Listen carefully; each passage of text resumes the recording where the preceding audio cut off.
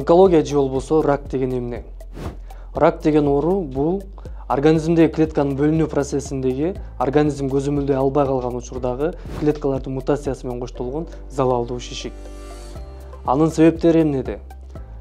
Рак оорусунун себеби катары бир конкреттүү түрдө бир нерсени алуу кыйын. Себеп дегенде ага алып келүүчү факторлор гана биз онкологиянын себеби катары эсептей алабыз. Аларга эмне кирет? Биринчи бул генетикалык организмдеги өзгөрүүлөр же болбосо атадан балага же ападан кызга өтүүчү факторлор.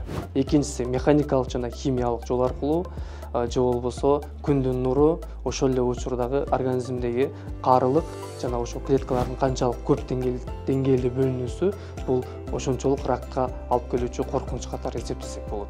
Залалдуу шишиктердин белгилери бул биринчи баштапкы этабында же болбосо оору жаңы башталган учурларда бул эч кандай белгилерди бербейт. Качан гана онкологиялык оорулардын себептери, белгилери бизге көрүнүп баштаган учурда бул деген 3-чү же болбосо 4-чү этаптагы залалдуу шишик деп айтсак болот. Залалдуу шишиктердин белгилери катары бул организмдеги жалпы системалык өзгөрүүлөрдү айтсак болот.